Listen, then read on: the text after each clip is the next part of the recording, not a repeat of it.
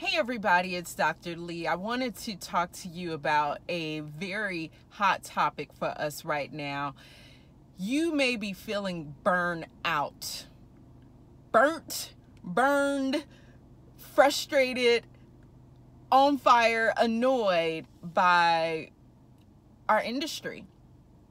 I just talked to two different agents yesterday who are looking to get started with coaching, but they were sharing with me how burnt out they are on our industry right now. And they were burned out for very different reasons. So I wanted to talk about really quickly 4 reasons that I keep finding to be very prominent as to why we get burned out.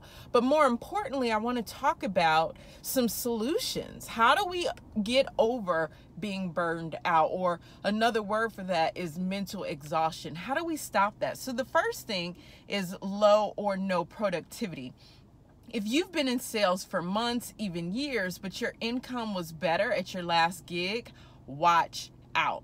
Frustration, apathy may soon start to weigh you down. If you feel this way or notice a struggle with productivity, I'm going to tell you, it is time for you to try something different. We've heard this before. Doing the same thing but expecting different results is seen as insanity.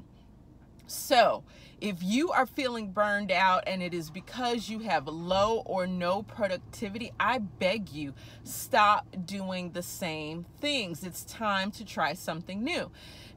What new should you be trying? Well, this is the part where maybe you need some advice. You might need a trainer, a mentor, a coach. You need some help. You may need to attend a conference. It's summertime. There's so many conferences going on that can help you.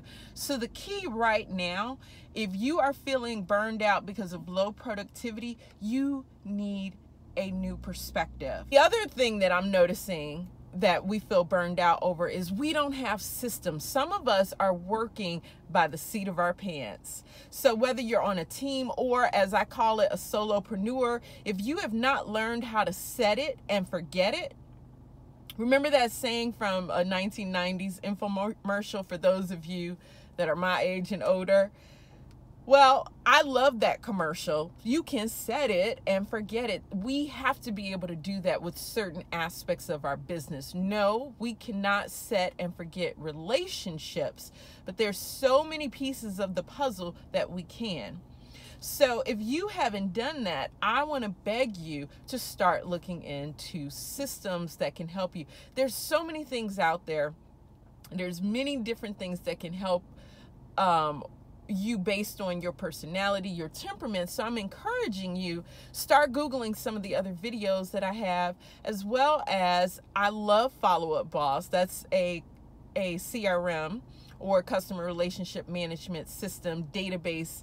Basically, it's a fancy way of saying this is how you can manage your database electronically. So if you don't have a system, make this your #1 homework assignment for the next week. I don't want you to go into a new month and you don't have systems in place.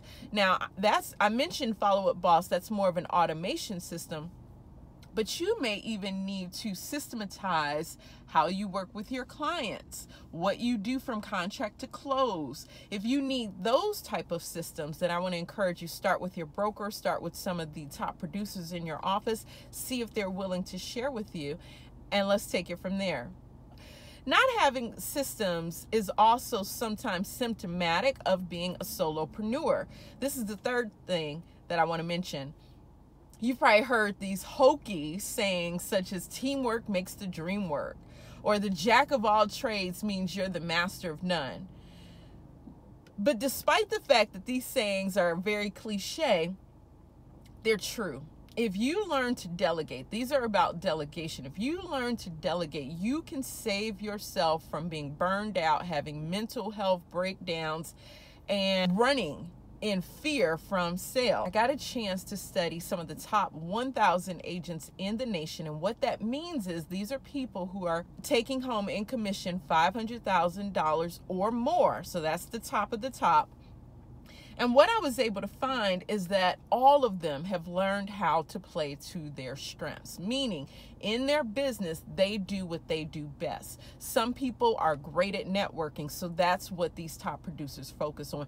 Others may be better at contract to close. They like the contracts. They like dealing with the things that can occur, so they focus on that while they hire people to do some of their cold calling and networking for them. There's others who don't really like to go networking, but they will get on the phone and cold call and door knock and do those things with people who don't even know them. So again, they've learned to play with to their strengths. I ask you right now, what is your strength in this industry? If you do not know, I want you to reach back into your past and look at what you've done previously. So if this is your first career, look at how you were in school. How well did you do in school, and what did you do best at? If you didn't do well in school, that's not a problem. I want you to look at that too. What didn't you like about school? Because there may be things in your business that's draining you, that's burning you out, that's sucking you dry, that mimics some of the things that you were doing in school. Maybe you don't like paperwork, so maybe it's time to delegate that, outsource it, give it away.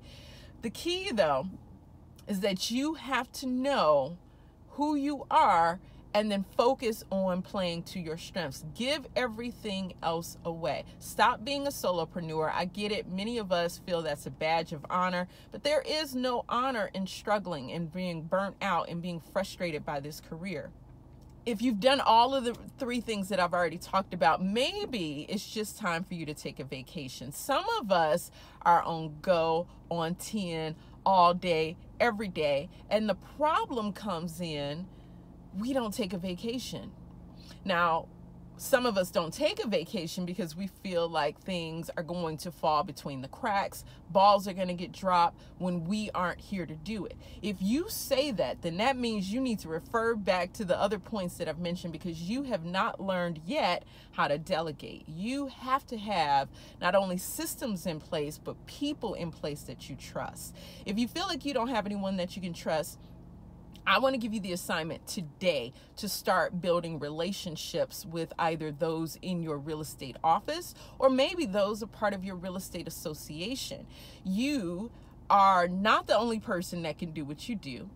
You can develop relationships where you trust people. I'm not saying meet somebody for the first time and give them everything. No, it's a relationship. Just like any relationship we have, whether it's marriage, whether it's friendships, whether it's family, trust is developed over time. So I want you to start today to build trust. You don't have to have someone join your team or you join their team. This could simply be a referral partner. You're going out of town, you get ill, you have bereavement, whatever else may occur, you need to have backup. You need somebody to be able to fill in for you. So with all of that being said, guys, I've just given you the 4 main reasons why I see burnout in this industry, but I want you to do the homework assignments I've given you. You don't have to burn out. If you are frustrated, then I beg you, look at what's frustrating you and let's make a change.